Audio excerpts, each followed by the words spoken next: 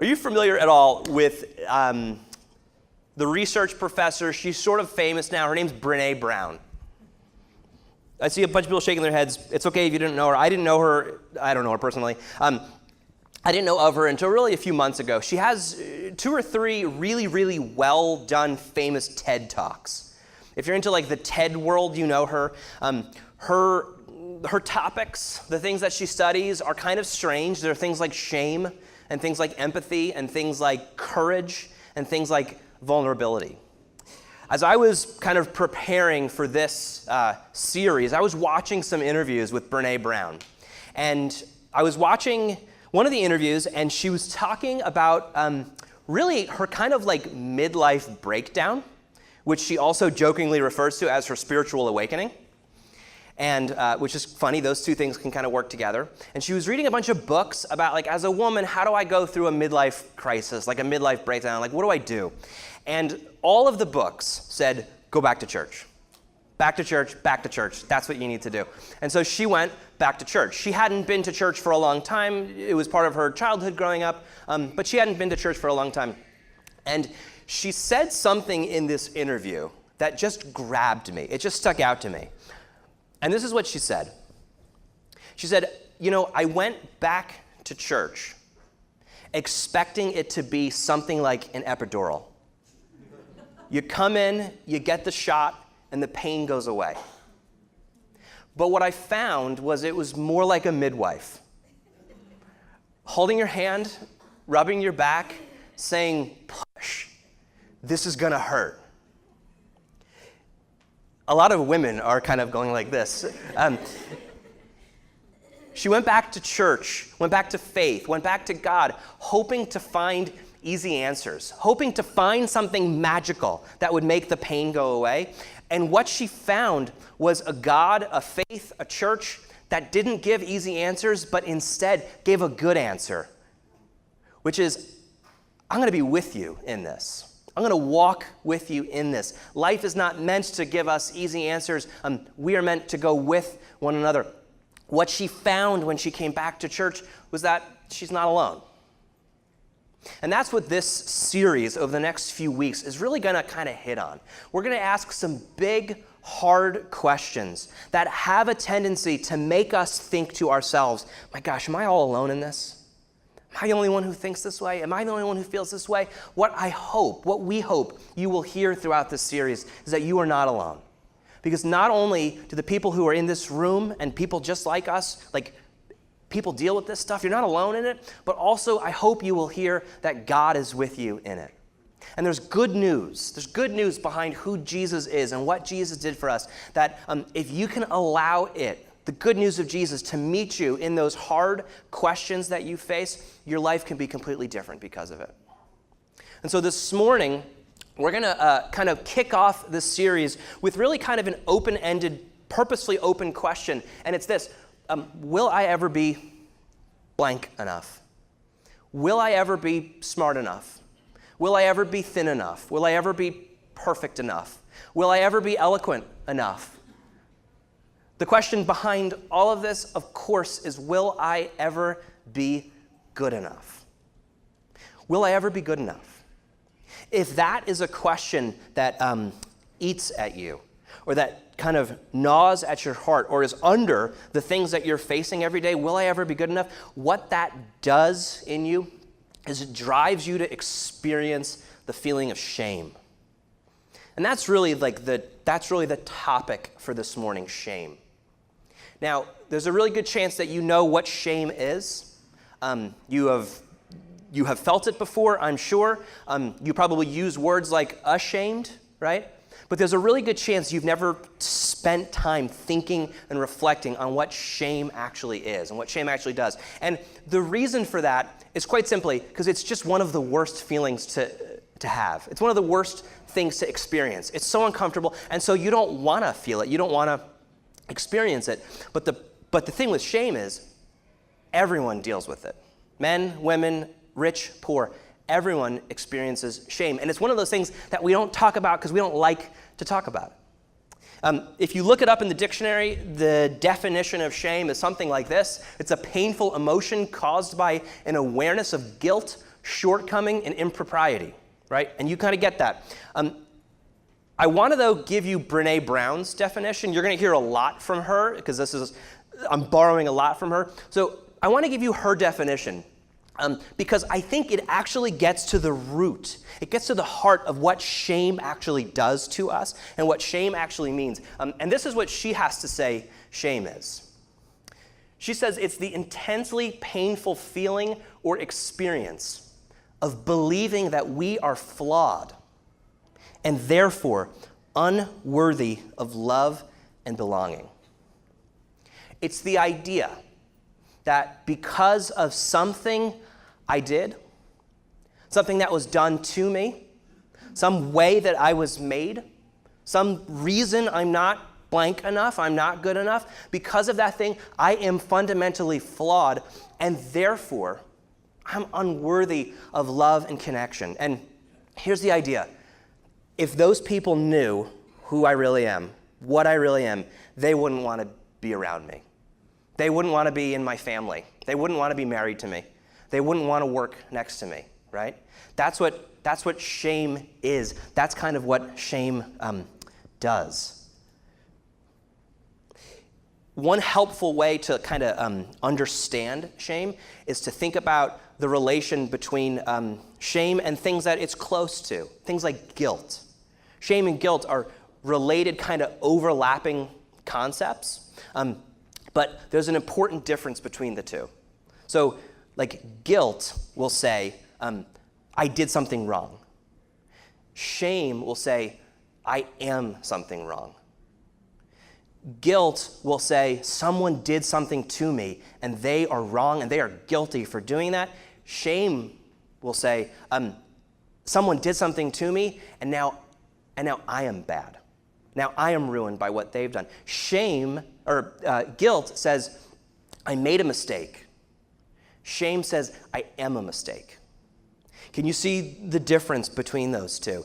Guilt is something happened over here, I did something, but that thing doesn't define me, that thing doesn't make me who I am. Shame says, yes, it does.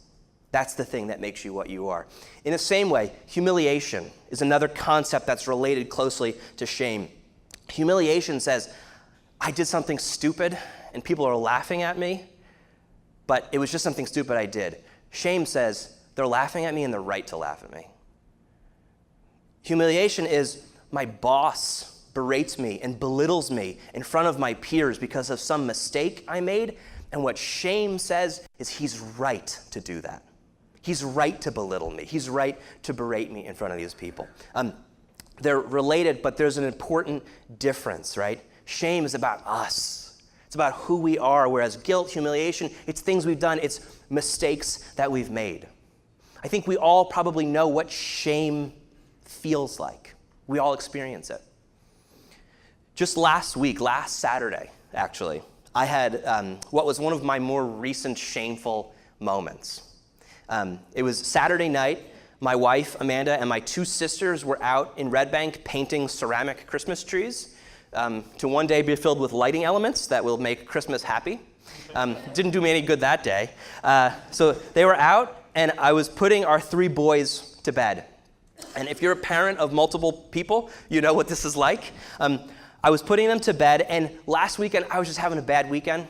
Wasn't the best time for me. It was kind of rough. And I'm putting them to bed, and our two older ones, who's 9 and 5, Zeke and Eli, they're sitting on the bed next to me in Eli's room. And Jonah, our little one, he's not even 2 yet. He's kind of walking around and running around. And I'm like, all right, boys, let's pray. Close your eyes, let's pray. And so I start to pray, and just immediately I could feel and then sense and hear Zeke and Eli fighting with each other on the bed, kicking, digging feet in. Zeke is burying his head underneath the blanket because Eli's attacking him or something. Jonah is walking around the room, pulling things off of Eli's shelves and whatnot. And I just lose it. I stand up from the bed, and I'm like, enough! Enough! And I turned and looked at them on the bed, and I said, I can't even pray with you people. And I don't know why I called my two older sons you people, but that's what I did. And I'm starting to feel the shame in there, and I just, that's it, enough, get out. And I Zeke, go to your room. Jonah, get out of here. Jonah is less than 2 years old. This is not Jonah's fault. And I'm like, Eli, just go to bed. And I look at him, and he doesn't have tears in his eyes quite yet, but it's something like that. And he looks at me with this, what did I even do? I don't understand. What did I even do? Because this is not an unusual occurrence in our house, unfortunately. What did I even do? And I look at him, and I don't have the capacity to be calm and patient and compassionate. And so I just, in the calmest fury that I can harness, I'm like, just go to bed, Eli. So I go down the hallway to Zeke's room. Zeke's in his bed. I think he might have been crying. He's like, Daddy, I don't even know what I did. I just, Eli was kicking me out. It's like, Zeke, I understand. I'm sorry. Go to bed. I go to Jonah's room. Luckily, Jonah can't speak back to me yet with that sort of oh gosh, it makes me feel terrible. I sit down in the bed, in the chair in Jonah's room. I give him the bottle. I close my eyes to pray. And all of a sudden, this wave of just shame rushes over me. How can I do this to my kids? This is the kind of father I am. This is the kind of man I am. This is the kind of Christian I am. Did I mention I yelled at them while we were praying? And I'm like a religious, churchy kind of guy. This is who I am? If you're a parent of kids like that, you probably know that experience, and you know it well. And I'm a man, I'm a dad, so I deal with it differently than women deal with this. Women deal with this in a very different way.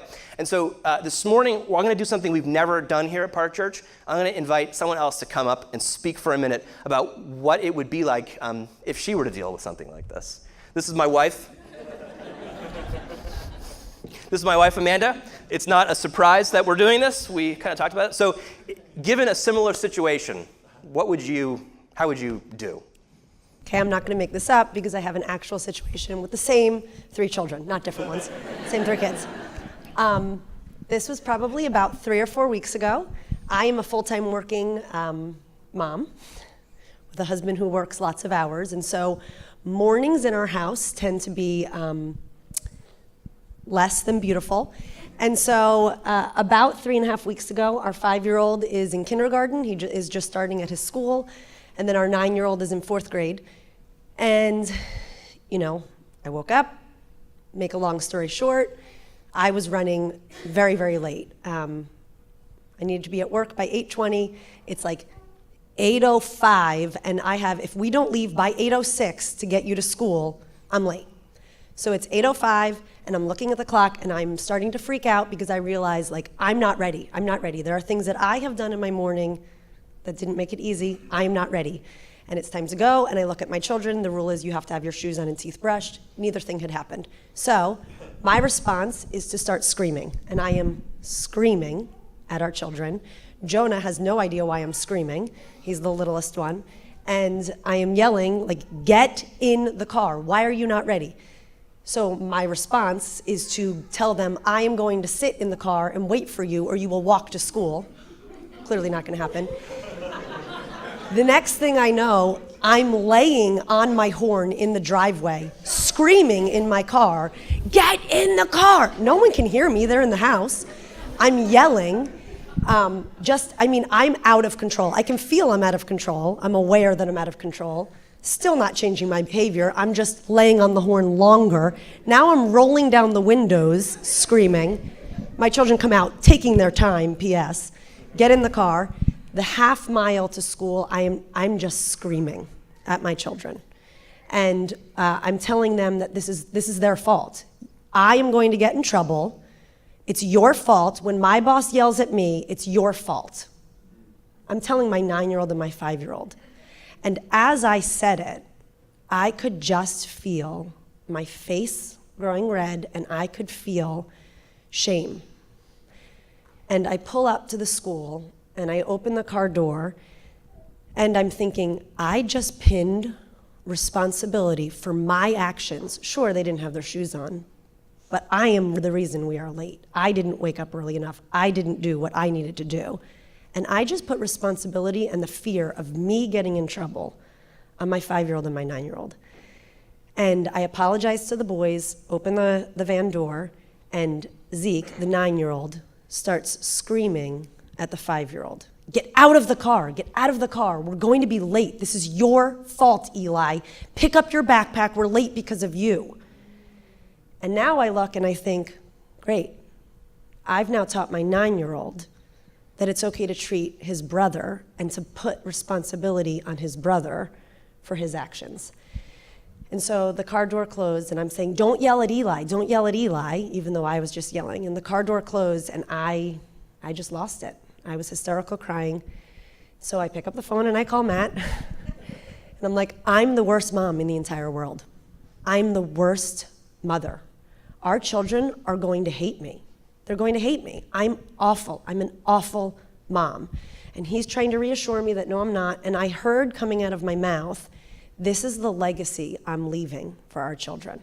When they look back, they're not going to remember this loving mom. I'm going to be defined in their eyes as the crazy woman who did nothing but yell at them.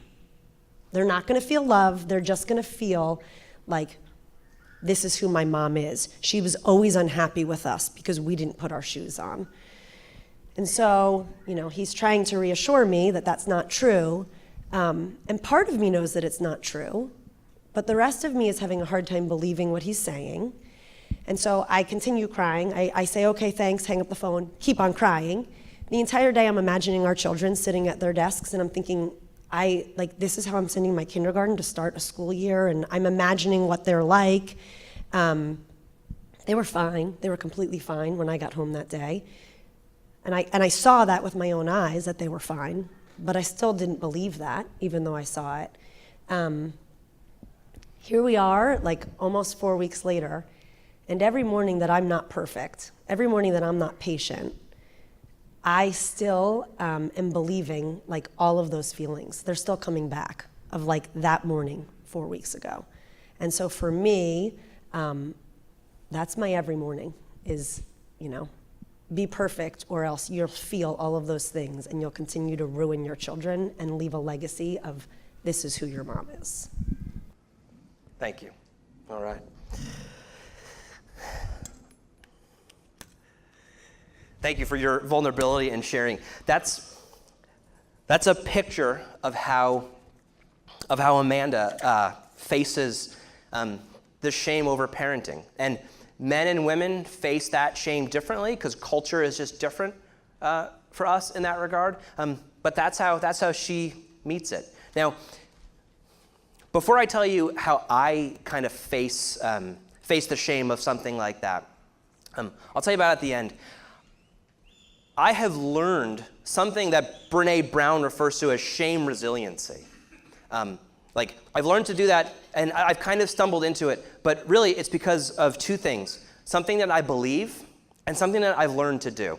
And what I want to share with you this morning is if you can learn to believe this thing, and if you can learn to do this thing, you can become resilient to whatever is causing you shame, and your life can actually be different because of that. Now, I want you to hear this and listen to this, not because it's something I can do or I can believe, but it's something actually that Jesus does.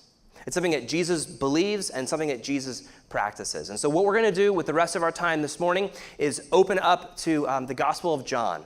We're going to look at a story of Jesus confronting a shameful situation. And the way that he handles it really gives us guidance. It gives us direction forward to how we can face that in our own lives. And so it comes in the Gospel of John, chapter 8. And here's kind of how it begins. John writes, early in the morning, he came again to the temple. It's Jesus. All the people came to him, and he sat down and began to teach them. Now, John says all the people came to him. That's not literal, but a lot of people were there. Everyone was out to see and to hear what Jesus had to say. This was a public, very public thing, right? Everyone who was anyone was there for this moment. And what happens next is that the scribes and the Pharisees, these are the religious leaders of the time, the scribes and the Pharisees brought a woman who had been caught in adultery. Now, adultery is not the sin of being an adult.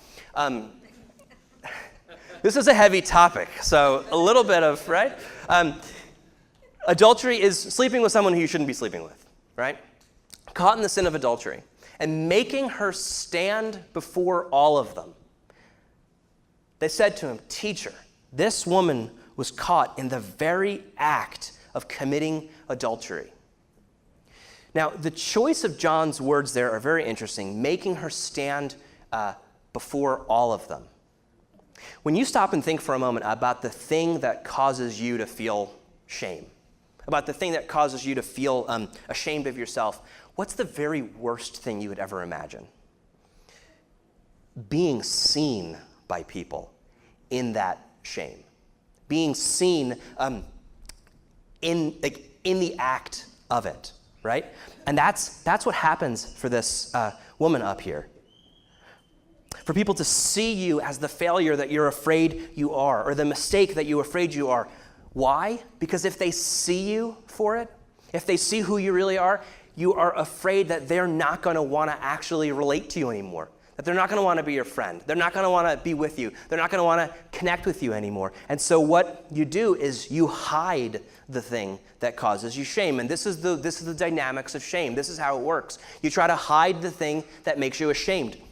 For this woman, she was thrust right in the middle of it, unable to hide the thing that causes her shame.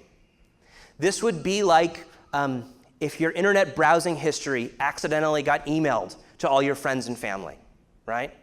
This would be like if you slip up and you say that thing to your kid that you would never say in front of people, but you say it like at their birthday party with all of your friends and family there. This woman is thrust into the middle, exposing her in all of her guilt, her humiliation, her embarrassment, her shame. Now, they continue. They say, "Now in the law, Moses commanded us to stone such women." This is not to get them high. This is to pick up rocks and throw them at them to actually kill them. The law that Moses is talking about here, the law of Moses, this was like the Jewish law in those days. This is what set the culture. This is what set what's in, what's out, what's good, and what's bad. For them to do this, it was actually kind of lawful. The thing about this, though, the thing that's interesting about the law of Moses is it also commands us to stone such men, right? And it takes two to tango. So there should be a man who's also being brought out to be stoned here, but there isn't. And why is that? We know why that is.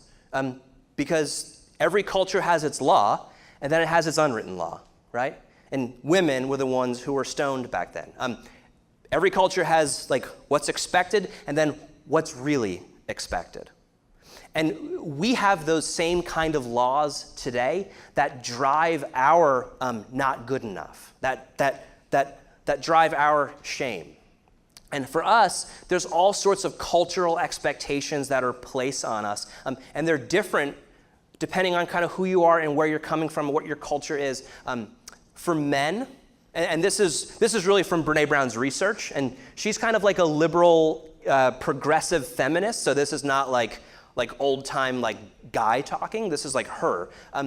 For men, what's expected of guys is primacy of work. This is the most important thing. Strength, right? Never showing weakness. Having all of the answers, which is why we don't ask for directions, that sort of thing. And then like power over a woman. In our society, as a man, if you're able to succeed in those four things, you will feel good about yourself. That's sort of where men are in this culture. For women, it's a lot shorter of a list, or it's a lot easier of a list. Pretty, thin, nice, and never letting them see you sweat. If you're able to do those four things as a woman, you're going to be good to go. What she means by all of that is really be perfect. You saw Amanda use that word up here. Unless I'm perfect, I feel this way. And those are just some of the expectations that are placed on us, where if we don't live up to those things, we will feel like we're not good enough, right? And then we have our family's laws on top of it. And families have all kinds of laws, and some of them are arbitrary. Some of them are good, but some of them aren't, right? For some families, if you get a tattoo, you're out of the family, right? If you marry the wrong kind of person, you're out of the family. If you don't marry someone who went to college and has the right kind of job, you're out of the family. If you don't come to Christmas at my house a right proportion of times, you feel judgment, right? You're out of the family. And then there's also the laws that go on inside of our head. And these are the harshest because the judge inside of our head is the harshest. For a lot of us, we put up a picture of what we want to be, of what perfection looks like, and we set it up so that we will never achieve that. And so we will always fall short, so we will always think of ourselves as a failure. We will always think of ourselves as not good enough. When they bring this woman out like this, what they're doing is lawful, but it lacks any kind of compassion. But in the process of doing this, they do one thing that is absolutely great. And they do it unintentionally. They do it by mistake. John tells us that they actually do this in order to trap Jesus, to get Jesus. But in the process of doing it, they do something that's unintentionally great. And that is they ask a fantastic question. If you are someone who struggles with shame, who struggles with that question, will I ever be good enough? Will I ever be blank enough? The question that these scribes and Pharisees ask of Jesus is perhaps the most important question that you could be asking, or that you should be asking. They say, in the law of Moses, we know what that says. Their question is, what do you say? What do you say, Jesus? Not what does the law say, not what does the unwritten law say, not what does culture say, not what does your family say, not what does the law inside of your head say, but what do you say, Jesus?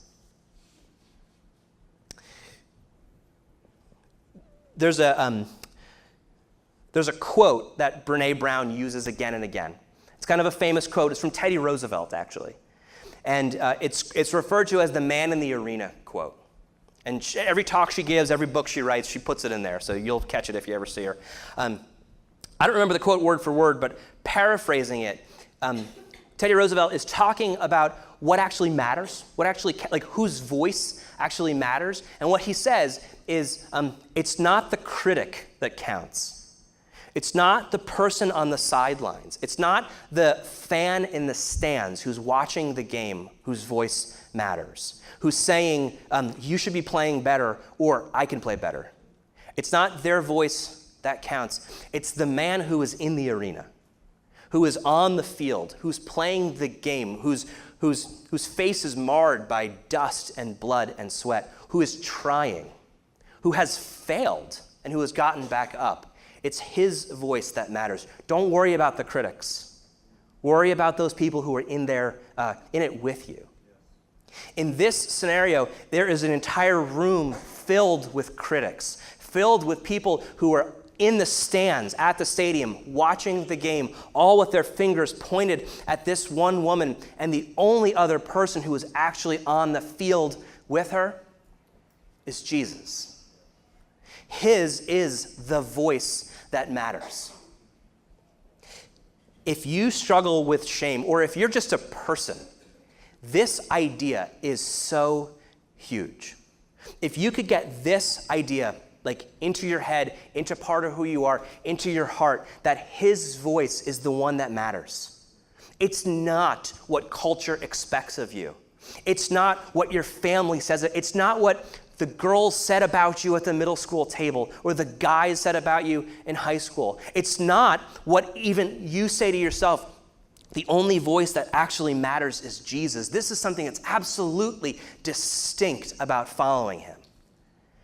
Other people care about all of the voices out there, all kinds of things, or they don't know what they care. We care about Jesus' voice. If you could learn that, if you could believe that, if you could make that part of who you are, it would absolutely change everything about life for you, especially given what Jesus says. And what does he say? It's so great. He doesn't really say anything at first. He says, Jesus bent down and he wrote with his finger on the ground. Now, why did he do that? Scholars aren't really sure. Maybe it's something that's lost to us as a culture. Maybe he actually wrote something and John just didn't record it. Maybe he didn't want to dignify their kind of accusations by just giving them an answer. The reason that I think Jesus bent down and wrote on the ground was to draw attention away from the woman who was exposed in her shame and on him. All of their fingers are pointed at this woman. All of their fingers are pointing towards this woman exposed in the midst of her shame. And what he does is he draws all of their attention away from those fingers to his finger writing on the ground. And they keep badgering him. This is what happens. When they kept on questioning him, he straightened up and said to them, "Let anyone among you who is without sin be the first to throw a stone at her." This response is just simply amazing, and it's gracious and it's merciful and it's absolutely brilliant. If you've never messed up like this, go ahead and throw the stone. If you've never looked at another woman, if you've never taken a little off the top, if you've never said the thing that you wish you didn't say, if you've never interrupted prayer to yell at your kids, go ahead and cast the first stone. What Jesus is saying here is not just, you shouldn't judge because you're not so great either. And it's not just, don't judge or else you'll be judged. He says that somewhere else. What Jesus is saying here is, look, we are all in the same boat. We are all in this together. We are all in the sinner boat. We are all in the not good enough boat, the not perfect enough boat. We are all in the looked at the other woman boat. We're all in the yelled at our kids boat. We are all in that boat together. And to think that you could pick up a stone and hurl it at someone else who's in the boat with you is just a ridiculous idea. We're all in this boat together, except of course for Jesus. Jesus is the one who is not actually in that boat with us. He doesn't belong in the boat because he is the one person who is good enough. He is the one person who is perfect enough. But the whole thing about Christian faith, the whole thing about Jesus is that he emptied himself and came to us, and he got into our boat with us. And he got into our boat with us, and that makes our boat good enough. That makes it so that we are not going to sink our own boat. That makes it so that our boat is not going to go down in the storm. John continues, once again, he bent down and wrote on the ground. When they heard it, they went away one by one, beginning with the elders, and Jesus was left alone with the woman standing before him. Jesus straightened up and said to her, "Woman, where are they? Has no one condemned you?" She said, "No one, sir." And Jesus said, "Neither do I condemn you. Go your way, and from now on, don't sin again." Jesus, the one person who has the right to pick up the stone and to hurl it at this woman for what she has done, the one person who has that right, what does he do with that right? He frees her. He forgives her. He releases her. She is standing before him now alone in her shame, where he is in a position to hurl the stone, and he sends her away free from her shame.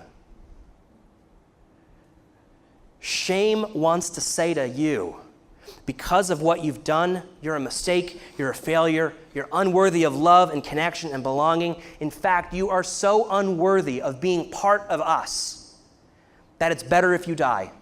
It's better if we cast stones at you. That's what shame wants to say to you. Here's what shame wants to say. It says, you are flawed and therefore unworthy of love and belonging. But what Jesus says to us is, you are flawed. I love you, and you belong to me anyway. Yes, you are flawed. You are messed up. You are not good enough. You are not perfect. You're not anything enough. You have sinned. And Jesus, notice, he doesn't excuse the sin. He says, don't do it anymore, right? Don't do the adultery anymore. Don't interrupt prayer to yell at your kids anymore. Don't say things you shouldn't say. Sin is not good for you. It's really not. However, I am not going to let sin be the thing that defines you. I am not going to let the consequences of your actions be the thing that makes you who you are or that ruins you, because I am going to take on your sin. I am going to take on the things that you wish you have. I am going to take on your shame.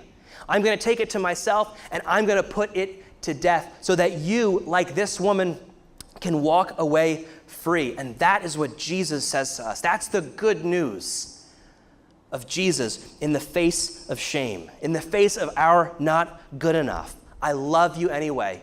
You belong to me.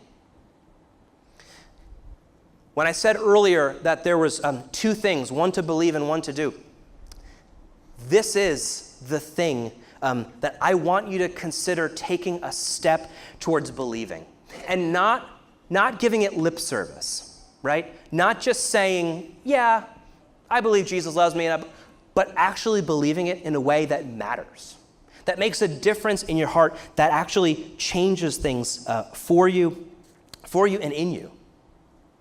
What would it take for you to believe this and to really believe it?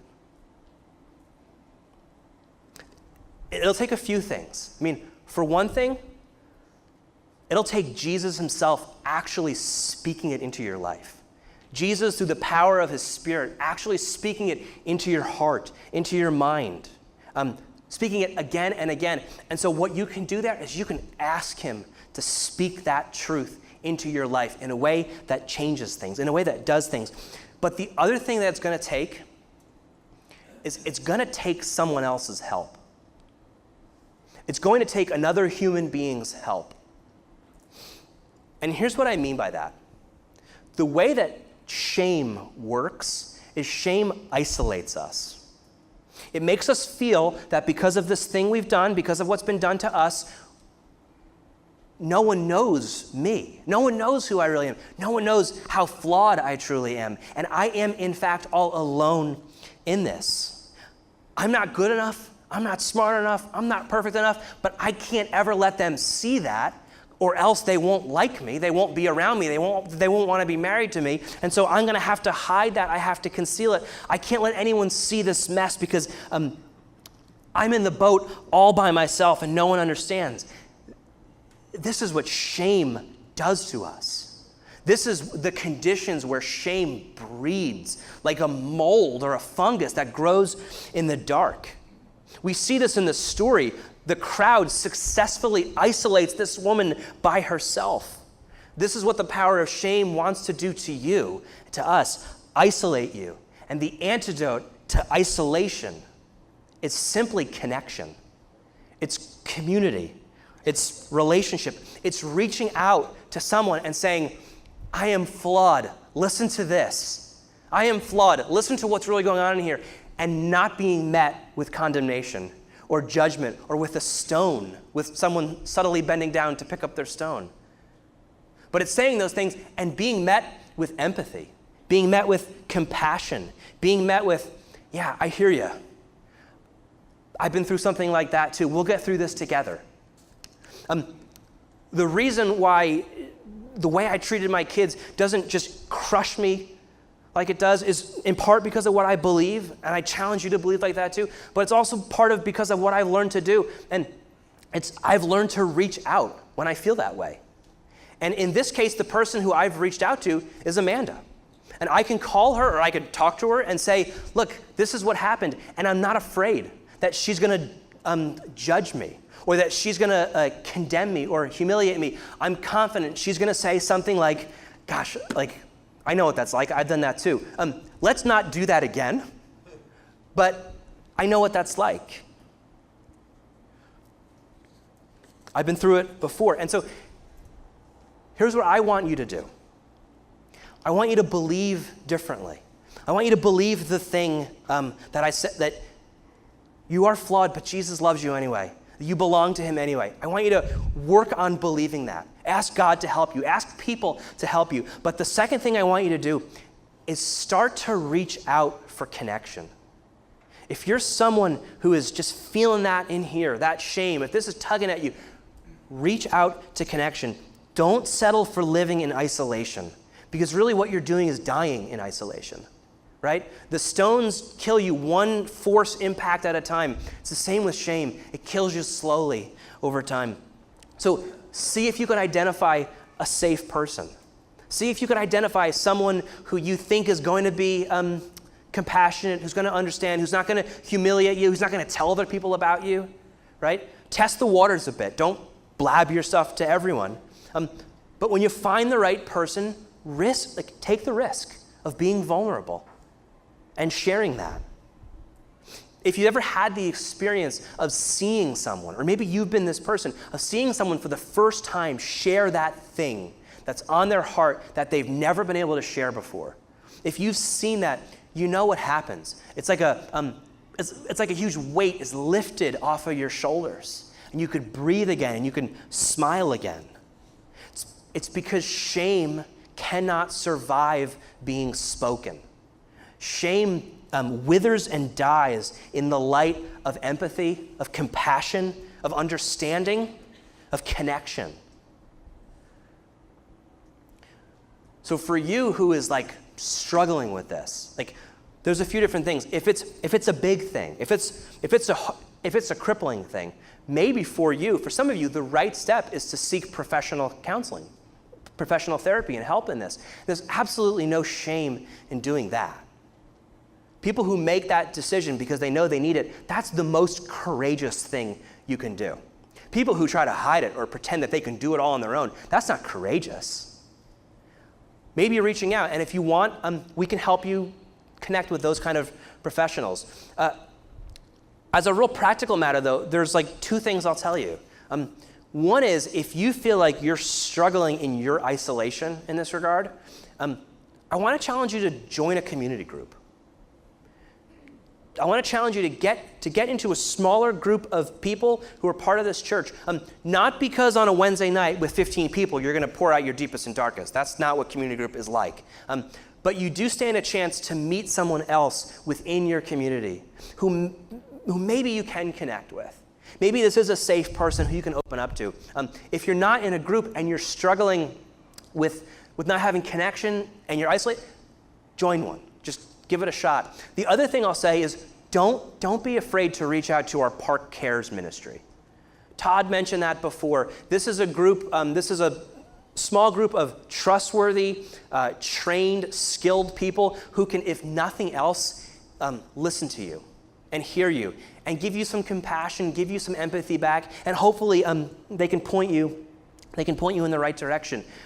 What shame wants to do is say to you, you're alone in this. Don't let anyone see. Go at it alone. You have to. What Jesus says, what I'm saying is don't. Don't do that. Reach out for help.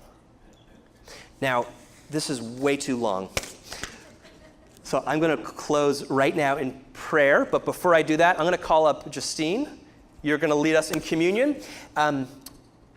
I'll wrap up with this one last thought as Justine is coming forward. Yeah. Wrap up with this one last thought. This year we want to focus on finding out, learning how to love where we live, right?